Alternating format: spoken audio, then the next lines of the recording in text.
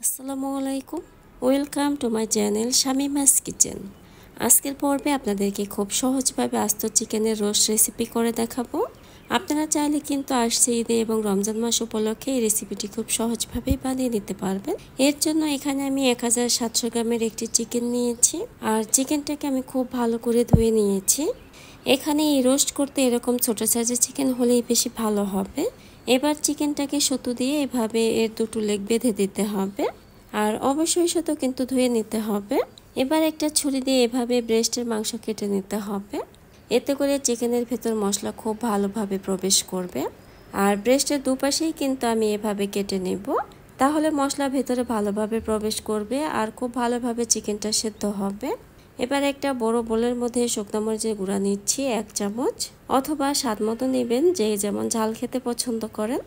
দিচ্ছি ধনিয়া গুঁড়া 1 চামচ, জিরা গুঁড়া দিচ্ছি 1/2 চা চামচ, বাসার তৈরি শাহি গরম মশলা দিচ্ছি 1/2 চা চামচ, কালো গোলমরিচের গুঁড়া দিচ্ছি 1/2 চামচের একটু কম, আর সাদা গোলমরিচের গুঁড়া দিচ্ছি 1/2 চামচের একটু কম। আমি যেহেতু দু ধরনের গোলমরিচ দিচ্ছি তাই দুটোই কম করে দিচ্ছি, আপনারা যে কোনো একটি 1/2 চামচ দিতে পারবেন। এবার দেব টক দই। টক দই দিচ্ছি উঁচু করে 2 টেবিল চামচ। এখানে টক দই যদি আপনাদের হাতের কাছে না থাকে তাহলে 1 কাপ দুধ আর 1 টেবিল চামচ লেবুর রস মিশিয়ে রান্নার সময় শুধু রোস্টের মধ্যে দিলেই হবে, আর আগে থেকে সেই মিশ্রণটা রেডি করে রাখতে হবে।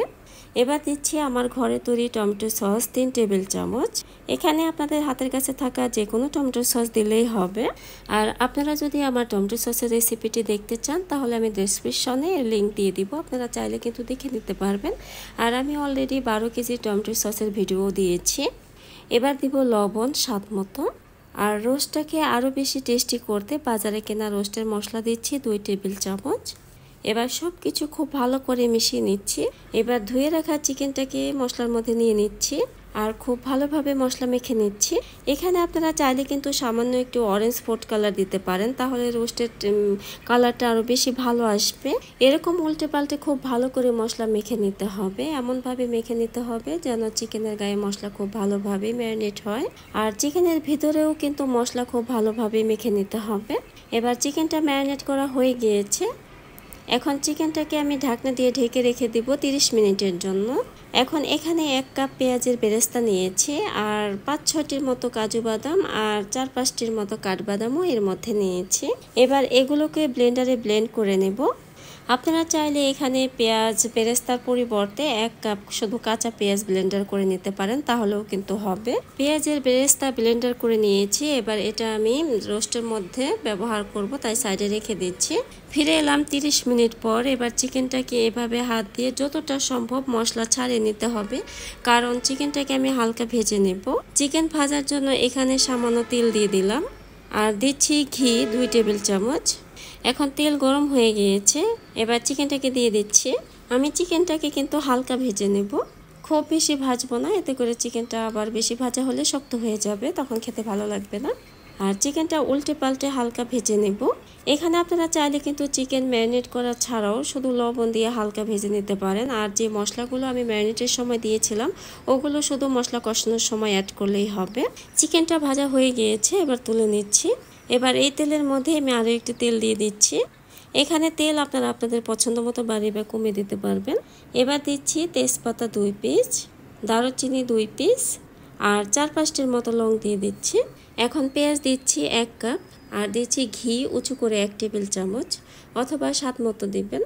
এবার পেঁয়াজ আমি হালকা ভেজে নেব। এই রান্নায় পেঁয়াজ কিন্তু একটু বেশি করেই দিতে হবে। এখন দিচ্ছি লবণ স্বাদ মতো। আদা রসুন বাটা দিচ্ছি 1.5 টেবিল চামচ, অথবা স্বাদ মতো দিবেন। এবার চিকেন ম্যারিনেট করা সেই মশলাটাও দিয়ে দিচ্ছি, আর এই বোলের মধ্যে সামান্য পানি নিয়ে বোলটা ধুয়ে দিয়ে দিচ্ছি, এতে করে এর গায়ে যে লেগে থাকা মশলা আছে এগুলোও কিন্তু সম্পূর্ণ দেওয়া হয়ে যাবে। এবার সব মশলা খুব ভালো করে মিশিয়ে নিচ্ছি। এখন পেঁয়াজ বেরেস্তার মিশ্রণটাও দিয়ে দিচ্ছি, আর এখন মশলা খুব ভালো করে কষিয়ে নিব। মশলাটা কষানো হয়ে গিয়েছে, এবার চিকেনটাকে দিয়ে দিচ্ছি। চিকেন দিয়ে এখন খুব ভালো করে অল্প আঁচে কষিয়ে নিব। যেহেতু আস্ত চিকেন তাই একটু সময় নিয়ে ভালোভাবে কষাতে হবে। এবার এর মধ্যে দিচ্ছি চিনি 1 চামচ।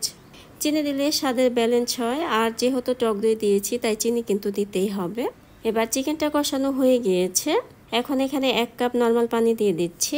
পানির পরিবর্তে এখানে 1 কাপ দুধও দিতে পারবেন। এখানে আপনারা চাইলে লিকুইড দুধ অথবা গুঁড়া দুধের মধ্যে পানি মিশিয়ে 1 টেবিল চামচ লেবুর রস অ্যাড করে তারপর দিতে পারবেন, তাহলেও কিন্তু হবে। তবে আমি যেহেতু টক দই অ্যাড করেছি তাই দুধ দিচ্ছি না। আর এখানে পানির পরিমাণ চাইলে 1.5 কাপও কিন্তু দেওয়া যাবে। এবার অল্প আছে ঢাকনা দিয়ে ঢেকে আমি বেশ কিছু সময় চিকেনটাকে জাল করে নেব। আর এই পর্যায়ে চুলার আঁচ কিন্তু কমিয়ে রান্না করতে হবে, না হলে চিকেনের পানি খুব দ্রুত শুকিয়ে যাবে আর চিকেনটাও কিন্তু ভেতরে কাঁচা থেকে যাবে। আর মাঝে মাঝে ঢাকনা খুলে আমি উল্টে পাল্টে নেড়ে দিব, এতে করে দুপাশেই ভালোভাবে সেদ্ধ হবে। আর এর মধ্যে আমি 2টো লাল মরিচ দিয়ে দিচ্ছি। এখানে আপনারা চাইলে কাঁচামরিচও দিতে পারবেন। আপনারা হয়তো দেখতে পাচ্ছেন চিকেন দেখেই কিন্তু বোঝা যাচ্ছে যে খুব ভালোভাবে সেদ্ধ হয়েছে। আর আপনাদের যদি বুঝতে অসুবিধা হয় যে চিকেনটা সেদ্ধ হয়েছে কিনা, তাহলে একটা সাসলিকের স্টিক দিয়ে চেক করে নিতে পারেন যে চিকেনটা সেদ্ধ হয়েছে কিনা। আর রোস্টটা আমার একদম রেডি, তাই চুলা বন্ধ করে দিচ্ছি। তাহলে দেখলেন তো কত সহজভাবে আমি আপনাদেরকে আস্ত চিকেন রোস্ট করে দেখিয়েছি। আর এই চিকেন দিয়ে নান রুটি অথবা আমার মতো সবজি পোলাও দিয়েও কিন্তু পরিবেশন করতে পারবেন। পোলাওয়ের ভিডিও চাইলে কমেন্ট সেকশনে জানাবেন, আমি আপনাদেরকে খুব সহজভাবেই দেখিয়ে দেব। আর আমি অলরেডি এর শর্ট একটা ভিডিও ছেড়েছি, সেই সাথে আমি একটা সালাদও করেছি। আর আজকে সালাদটাও অনেক বেশি টেস্টি ছিল। তো আমার রেসিপি যদি ভালো লেগে থাকে তাহলে বাসায় একবার হলেও ট্রাই করতে পারেন। আর আমাকে কমেন্ট সেকশনে জানাতে ভুলবেন না আমার আজকের রেসিপি আপনাদের কাছে কেমন লেগেছে।